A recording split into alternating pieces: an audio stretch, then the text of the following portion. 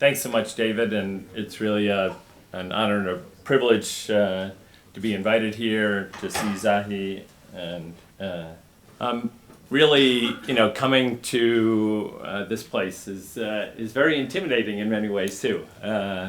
Really, I think Zahi has led, an incredible effort in, as I know, mostly in cardiovascular imaging, but also in molecular imaging and in kind of the translation of that. And we've seen studies from small animals to large populations. It's really been an impressive tour de force. It's also exciting for me to be here. I grew up in Brooklyn. I went to high school about 15 blocks from here. Freshman year, I was on the track team. Would run around Central Park. And also I'll mention, we have an educational program between Berkeley and Mount Sinai that I'll touch on briefly. So lots of, always great to be in New York. I should have gotten a forewarning. You're in more kind of California attire than I am. I'm not used to having, so I apologize. I unbuttoned the shirt a little bit. I feel a little bit more comfortable now. But yeah, I wanted to talk about obviously leveraging technology for, as I call it, re-engineering healthcare. But I think for an imaging audience, and I'll talk a little bit about my journey along the way. As you're looking at kind of next-gen ideas around imaging, I've kind of expanded my view of what imaging is, right? We mostly think about tests that we do when you're in a clinic or in a hospital, but most of health is happening with our daily activities, at home, in the workplace, outside of the standard healthcare system, and I'll talk about that. But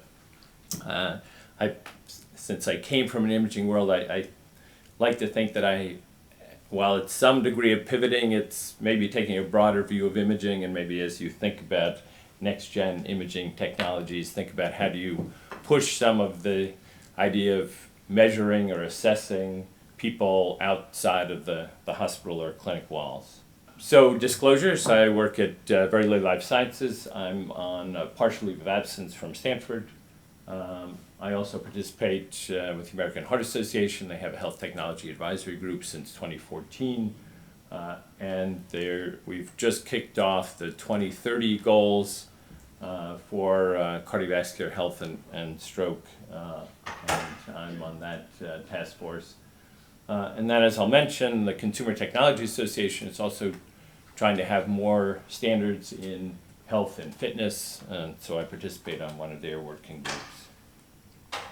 So, as mentioned, I started as a bioengineer, got very interested in cardiovascular disease, and the application of technology, early on for me, and I think has continued to explode, and I think as you saw the examples and Zahi's work, that, tackling our leading killer and trying to image coronary artery disease, which is the biggest underlying pathology of cardiovascular disease broadly. So early on, how can you detect this disease? Often with a focus on, what we call kind of the late stage stenotic phase. This was probably one of the first images when I got to Stanford, Craig Meyer, taking a breath hold, you could see the coronaries. Obviously the images have gotten a lot prettier, and I'm sure Zahi has shown that. But, I think I was inspired a lot by the work of Dr. Fuster and Dr. Fayad about how do we detect disease at an earlier phase? And I think I've used this graphic in many, many talks, really showing that it's much more complex than plumbing getting narrowed and blocking up, that there's a lot that's happening in our arteries long before people get symptomatic, and how can we use non-invasive technologies and molecular imaging technologies to look at that. So some of the early work for that for me was looking at the remodeling that can take place that you can see by MRI. And then one of the things that had started as I got more involved in preventive cardiology is looking at factors like exercise and being able to see even those earliest effects of, how our vessels respond to vasoactive stimuli. So this was using MRI to look at nitroglycerin vasodilation. And one of the strongest measures or factors that related to how well your coronaries would dilate to nitroglycerin was physical activity. So almost a doubling of your vasodilation response in those who did very hard physical activities versus those who did not. But I think as I was doing preventive cardiology and discussing things with patients, you realize, most of what's going into their health is really on kind of the behavioral and environmental side. So what are people doing? How active are they? What are they putting into their bodies? And that's, kind of the underlying trigger of ultimately atherosclerosis in many diseases. And in that light, I think then the idea was, how could we start, broaden this view of imaging and say, how can we start to assess some of those factors, again, in the real world outside of the clinic. I'll talk about the My Heart Count study that we did, and that also was part of my stimulus to move to Google Life Sciences, or what's now called Verily, to explore both research and clinical healthcare programs to improve cardiovascular health. So underlying the challenge here, so classic and Haynes data on, how is the US population doing around cardiovascular health. This is the AHA's Life Simple 7 metrics. So behaviors and measures that contribute are the major contributors to cardiovascular health, cardiovascular disease. And you can see, as an overall population, under 10% of US adults are what you would say are at ideal cardiovascular risk. So when I think of, as a prevention person, who are my patients? Well, really the whole US population, because they're at some increased risk for cardiovascular disease. So I think as the shift has been to move from thinking purely about disease after someone has symptoms, after someone has clinical events, towards the wellness that we heard about. I think it's very encouraging, many academic medical centers and large hospital organizations are moving towards thinking about wellness and not just about disease. So, I think when I had thought about what's our kind of current approach, and if you were to re-engineer or redesign our healthcare system, would it be something that happens every 6 months when you come to see the doctor? Is that something that happens every day? Again, something that promotes wellness, helps you stay healthy, or waits until you get sick. Something that you have to drive to, find parking. There's been a lot of construction at Stanford, so most of my patients come in pretty stressed out just from having to get to the clinic appointment. Something about is it something that you can have more control over your health care, and something that's more part of your daily life. And so I think this has been a big push, both in academic medical centers and in healthcare, as well as with companies getting more involved in this, to make healthcare more continuous rather than sporadic, more proactive compared to reactive, to put it out there in the real world, not just happening in clinic, to empower patients, empower people. Most people don't think of themselves as patients. You really want to empower people at earlier phases in the healthcare cycle. And then how do we help people with daily behaviors? What are the other social and cultural aspects that we can bring to bear? So, this kind of phrase is really what hit me, that most of what's going into prevention are things that I can't measure at all. I have, when I see a patient, they'll fill out a survey, how much are you exercising on a regular basis, what's your diet composition. But most studies show that that's mostly aspirational data, not very factual data. And so it's really hard to influence that if, at least at the beginning, you're not measuring it. And this idea that we now have devices, wearables that are with us almost 24/7. Hopefully people put it to the side or in another room when they sleep at night.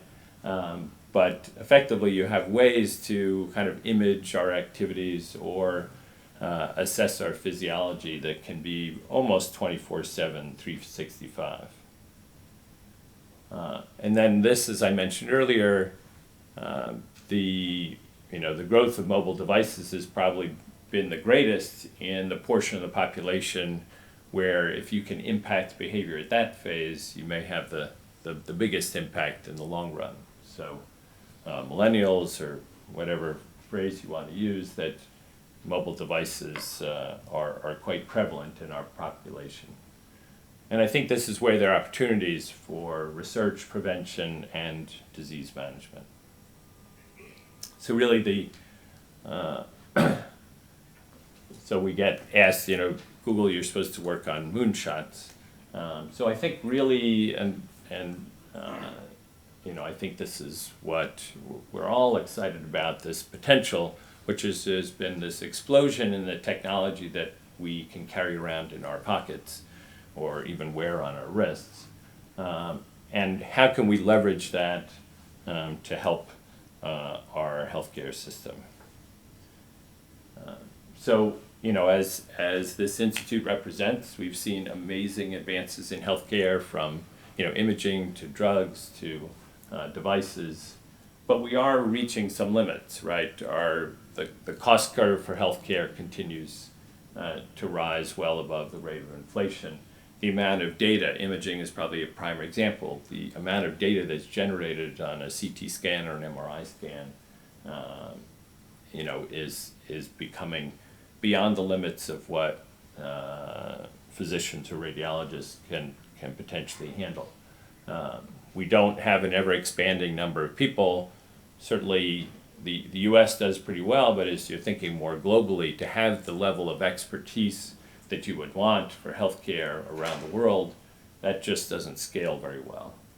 And then, as mentioned, if we can impact health that's happening on a more daily basis at an earlier phase in life, that can potentially have a greater impact, because health doesn't really happen in the clinic. So the growth on the consumer technology side has been massive. It's relatively cheap. It's very data friendly. The expansion of how much data you can collect, has really no foreseeable limits or bounds. It's much more scalable. It can go global much more easily. And it is where health happens. Our daily behaviors, our social interactions, a lot of those are really what's driving our health. And in homage to, I grew up near the Brooklyn Bridge, really trying to bridge this gap is what I've been interested in. Of course, this area is still very controversial to a certain extent, right? So kind of a conflicting views from the AMA side. The president last year came out with the statement that, for many of us, our main experience with digital health is dealing with the EMR, which I'd say for most physicians has felt like several steps backwards rather than forwards. But we've had an explosion of apps and wearable devices that don't necessarily have standards or ways to assess them or judge them. So, it's been called the digital snake oil of the early 21st century. At the same time, when they surveyed AMA members, there was, the majority were interested in trying to learn how to bring mobile health into their practice. But certainly that they needed more tools to help turn this enthusiasm into adoption.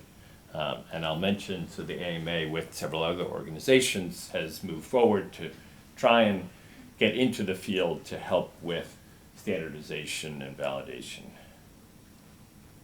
So I'll talk some on the research side around My Heart Counts, some other great examples on more the consumer side of things, of apps even indirectly that can have health benefits, as well as more mobile kinds of devices from AliveCore and Apple Watch you see there. But I'd say the organizations are also gotten very involved in trying to help push this field forward. So the FDA, the Consumer Technology Association I'll mention, on kind of the two ends of the spectrum there. Verily, as part of the Google family, really tries to be in between. And then the organization that was put together by the AMA, the AHA, and HIMSS, called Exertia, is designed to try to have some guidelines around mobile applications in the healthcare field. So, as mentioned, My Heart Counts was is a iPhone-based, originally iPhone-based, cardiovascular health study as part of what's called the Research Kit platform, which I'll go into a little bit more, where you can do the entire study from consent to data collection, performing tasks, providing feedback, all through the phone. And we were one of 5 centers, so Mount Sinai. So we had great collaboration with the Mount Sinai team. We had all and the groups that were part of the 5 original Research Kit apps all worked pretty closely together to help develop this platform. And I think the asthma study from Mount Sinai just was published recently in one of the Nature journals. But right, the idea that you can have a consent process, you can do surveys, do tasks, so we'll see a 6-minute walk, and that it collects the data and it can send the data to where you'd like. So Apple specifically, for most of this, was trying not to be the collector of the data, but provide an avenue so that it could come to Sinai or Stanford. It leverages the sensors and other things on the phone, and HealthKit is a data aggregator. And as mentioned, there were 5 studies that launched in March of 2015.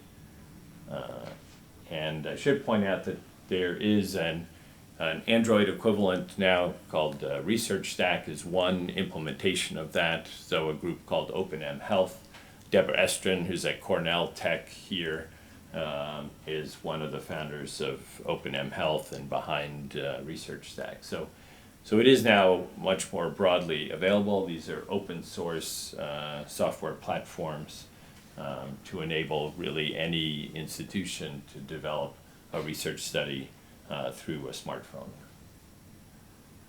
So My Heart Counts included several main components. So collecting activity data from the iPhone motion chip or a wearable, a fitness assessment, so a self-administered 6-minute walk test, as well as risk assessment, so collecting data towards calculating a 10-year ASCVD risk. And then in the initial version, it was looking for activity, fitness, risk factors, and follow for changes over time. And then a version 2 came out earlier this year that allows incorporation of A/B testing for behavioral interventions. And Ewan Ashley and his big data team or bioinformatics team, a fellow cardiologist with me at Stanford, his students did a great job on analyzing the huge amount of data that came from this study. So, and kind of the initial publication highlighted some of the findings. So, interesting variation of activity levels across the U.S. We ended up with almost 5,000 participants completing the 6-minute walk test, which was much larger than any prior reports of doing a 6-minute walk. And then interestingly did kind of a machine learning cluster analysis. And one of our interests was our guidelines are kind of very simplistic isn't maybe the best word for it, but it's trying to get to 150 minutes moderate to vigorous physical activity per week. But we don't have a lot of information currently on how to look at different kinds of activity patterns. I think there's growing interest. I think the New York Times has been fascinated with intensity of activity. It's almost every week there's another article on intensity being an important factor.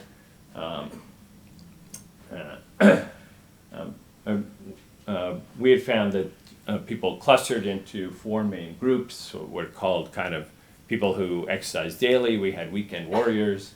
I think one of the more interesting findings was that for two groups who had similar levels of overall activity, those who more frequently transitioned from inactive to active state had better cardiovascular health status. So this goes to support, maybe the sitting is the new smoking concept.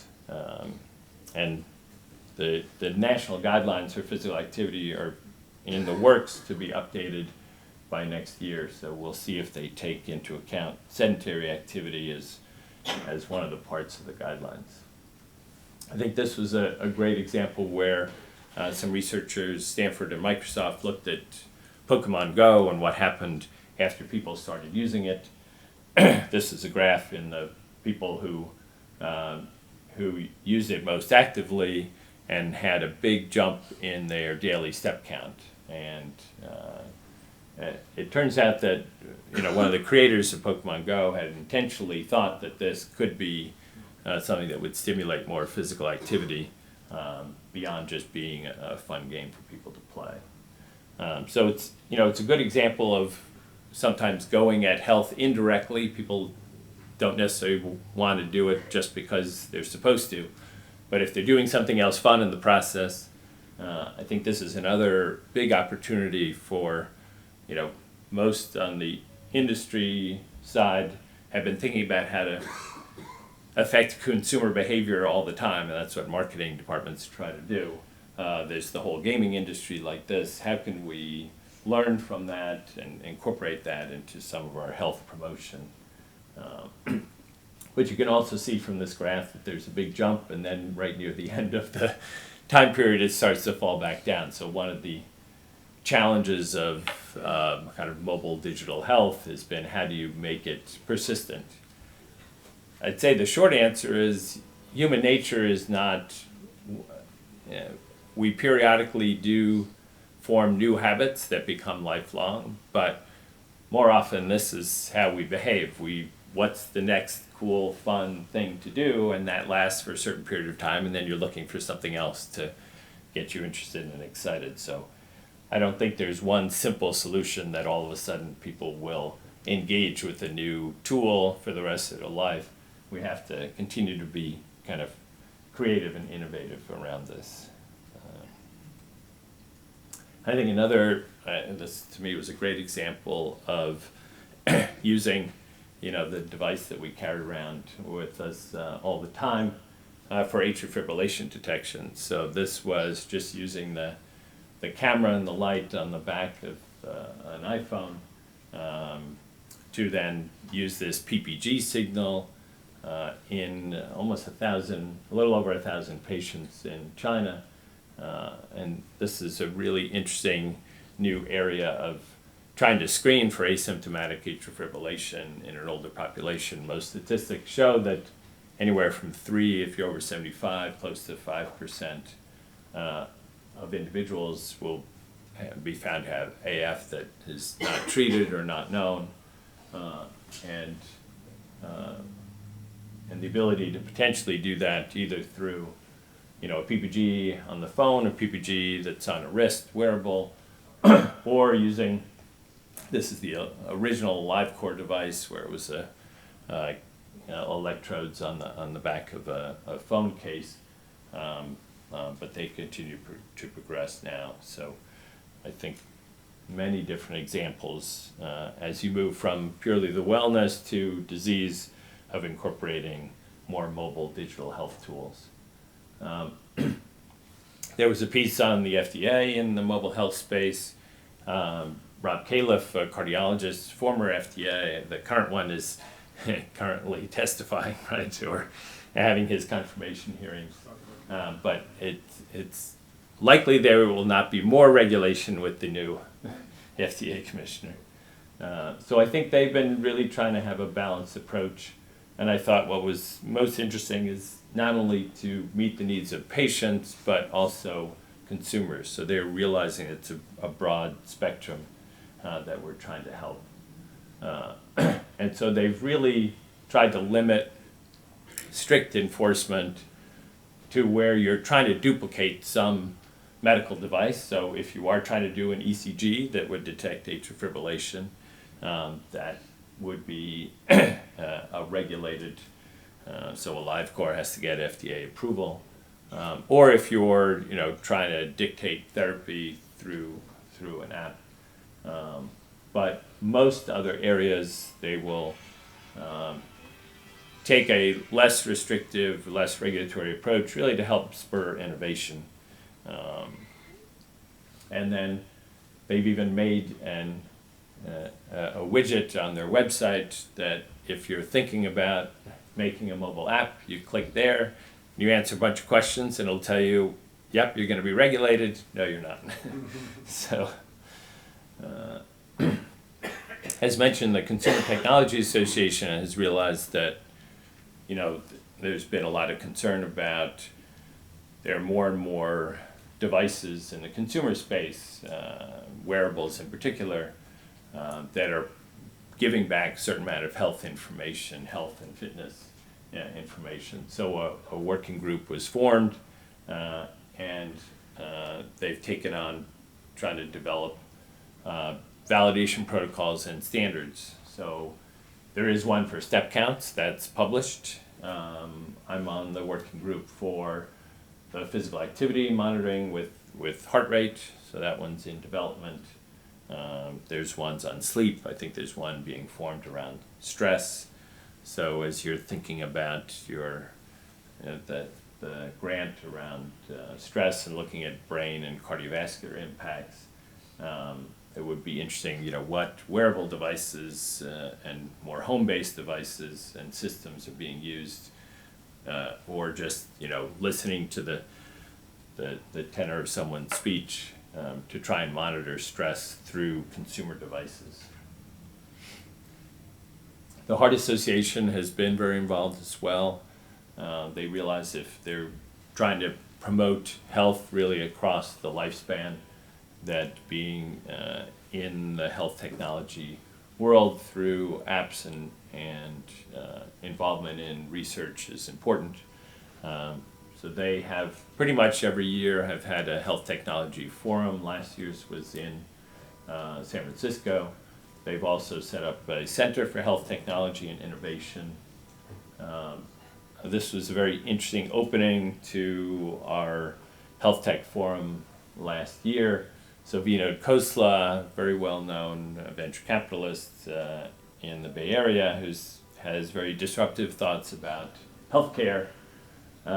He thinks that the growth in the amount of data is just, at this point and in the very near future, is going to be so vast that he says you just have to get rid of the notion that humans are going to be able to review all the data. It's just not going to be possible. I think the even more disruptive comment is that he thinks diagnosis by machine will actually be better than expert diagnosis. So his statement, better in a village in India than at Stanford, because Stanford will hold on to the idea that the experts have to do it, whereas to really scale to the rest of the world, they'll let the machine take over. And just with the amount of data and the ability for one individual to review all that and get the answer right every time. So there's been notions with self-driving cars that humans may soon be banned from driving. Right? So should doctors be banned from diagnosing? Of course, what I left out here is for surgical procedures. I think he still wants to come to Stanford. But and this week's New Yorker has this great article, really good piece on AI versus MD. So certainly if you're in the imaging space, and we'll kind of circle back to this. I'm not an expert on this, but wanted to highlight a few things going on at Verily and with some folks at Mount Sinai in this. So I think the AHA has tried to figure out how to use these digital health tools to take all this science and guidelines, but put it into a context that can help healthcare more directly. So sorry, the AHA slides have all this animation, but I think it's really trying to move. People have been familiar with the Get With The Guidelines, which is very hospital oriented, and they've moved to some extent with the Guideline Advantage program to help around assessing care in the ambulatory setting. But this connected heart health, or what they're calling AHA Inside, how do we bring more of the guidelines and science into the home or daily environment? I wanted to highlight a couple of other pieces. Laura Burke, commissioned by the AHA on evaluating the science of mobile health and cardiovascular disease. Not surprisingly, when this came out, 2015, most of that were then reviewing studies that had been published in the several years before, which means the studies had started several years before that. And one of the challenges in this area is most of what they reviewed were small studies, and a lot of the devices either no longer existed, or the software or the version of the device had already been changed. So it's such a rapidly moving field. It's hard to pin down, particularly in our standard method of long review process and publication cycle. So it's been hard to stay kind of up to date in the literature what's happening in the real world. But the Heart Association is trying to help with that, and this Exertia program with the AMA, with HIMSS, is designed to try and give some information around the validity of mobile apps in healthcare.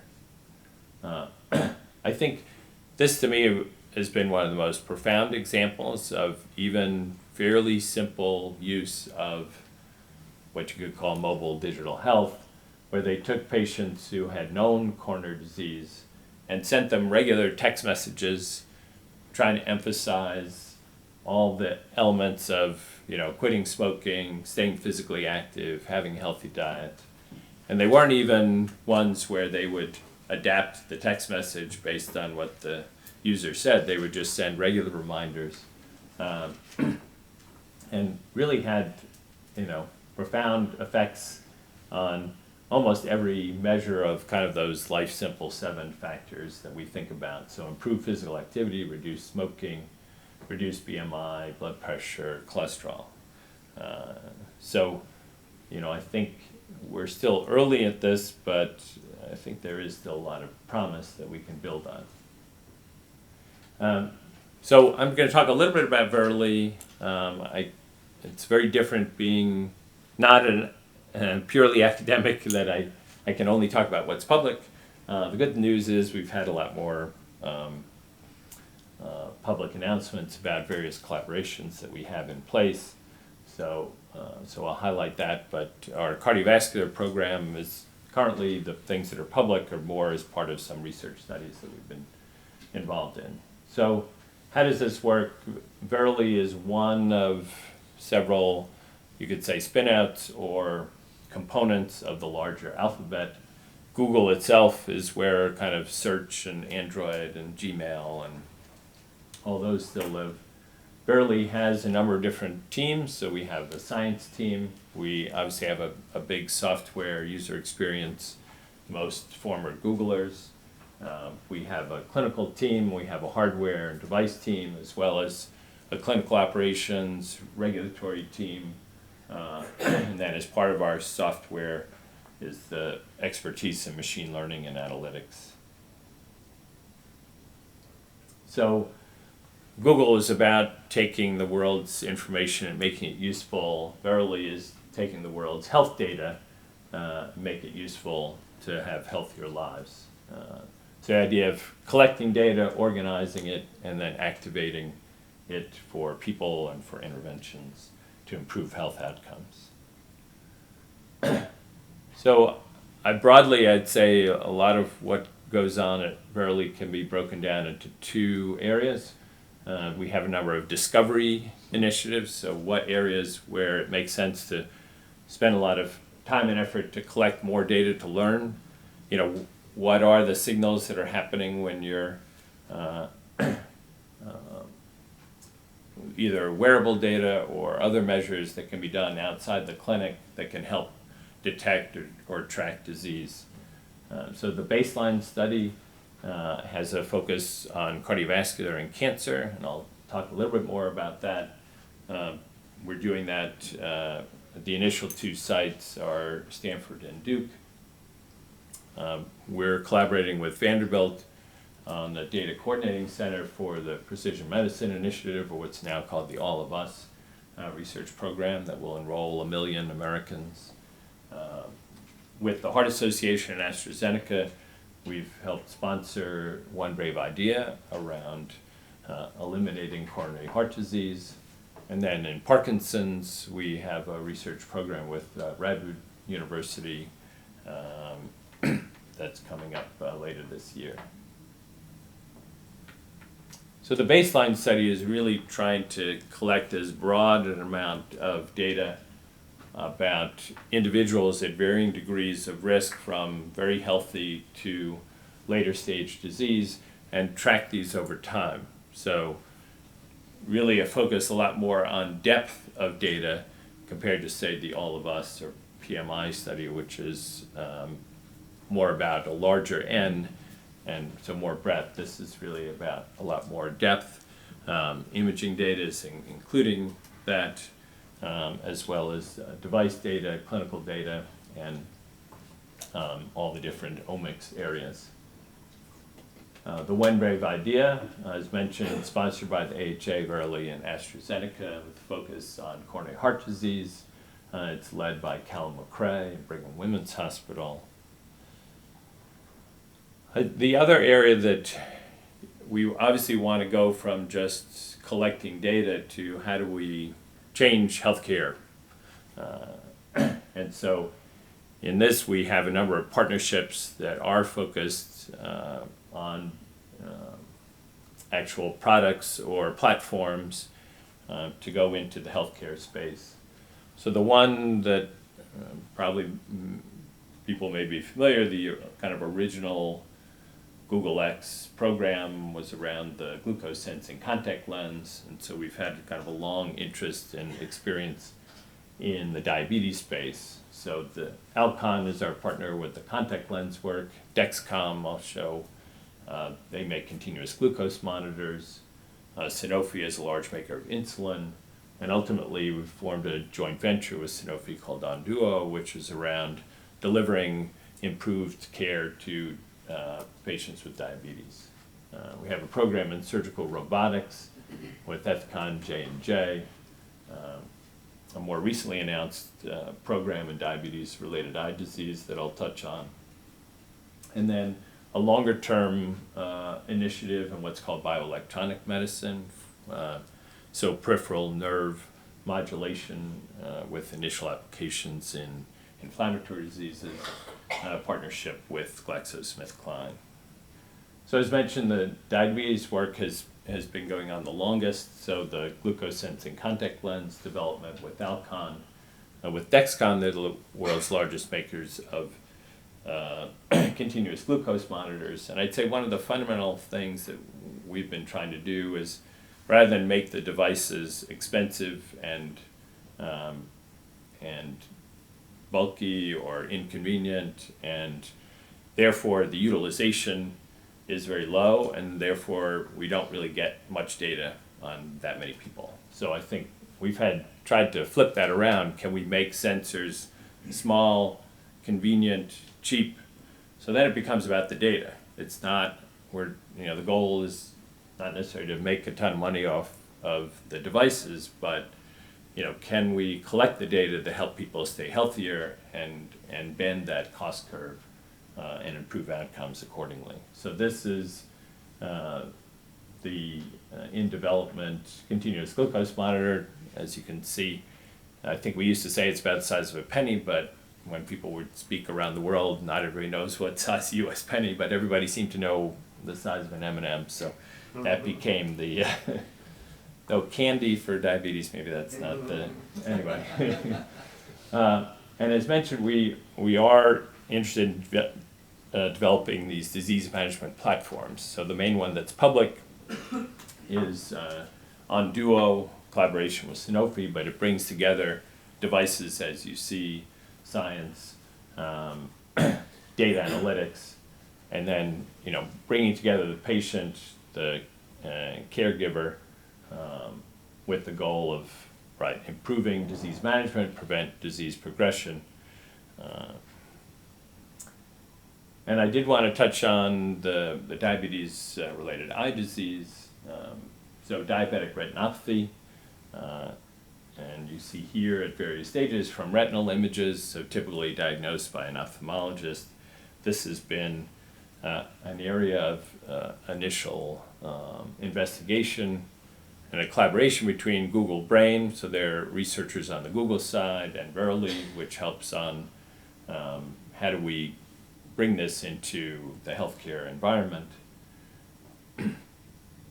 And so using this technology of machine learning, which again, I'm not an expert, but much of what has made Google Translate and Google Photos, you can ask, show me all the pictures of my cat or my dog at the beach, and the the machine learning capabilities of taking thousands and sometimes millions of images that have been labeled appropriately is, rather than the traditional artificial intelligence where we try to say, okay, we think a cat looks like this, and we try and program that into the computer, is you just tell the computer, okay, here are 1 million images, this half are cats and this half are not, and then it goes off and learns. So this deep learning neural networks approach is it learns features from raw heterogeneous data. So retinal images were kind of the first main area of application of the team at the medical imaging team between Google Brain and Verily. And you can see here, so using a couple of different data sets and applying a machine learning algorithm versus expert ophthalmologists, you can see on these two data sets that the machine learning is almost indistinguishable from the ophthalmologist in terms of the accuracy. So you can see high, over, depending on whether you're optimizing for sensitivity or specificity, you're in the, the mid-90s for accuracy. And I should highlight Lily, I think I saw you earlier, pulled a few things from applying TensorFlow. So Google made one of the machine learning capabilities or programs open source, and applying that to Parkinson's patients. So you SPECT imaging in Parkinson's patients, and then breaking it down, there's a training set, validation, and testing sets. And you can see, as the system is trained, the accuracy gets incredibly high. So just wanted to highlight some of the work from the Institute here in this area. And I think we're really just at the beginning of these kinds of applications. As mentioned, we have a educational program, research program with Mount Sinai. So Eric and Marcus are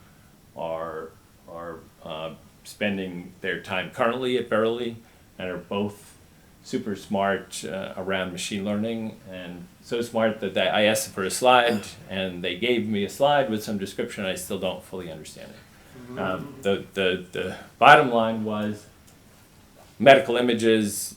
Machine learning works great if you have tens of thousands, hundreds of thousands of images that are all very accurately labeled.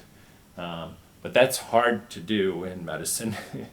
And so they were looking at, can we think of newer ways to do machine learning where we had much more limited data? So they gave a much more sparse input with, here they're just using, simple images and being able to categorize and separate images on much more limited data sets, with the idea that as you shift over to medical imaging, where you may have smaller data sets to work for, these kinds of technologies could help. So let me wrap up. I think we heard, is this the kind of digital snake oil of the 21st century? I think there was an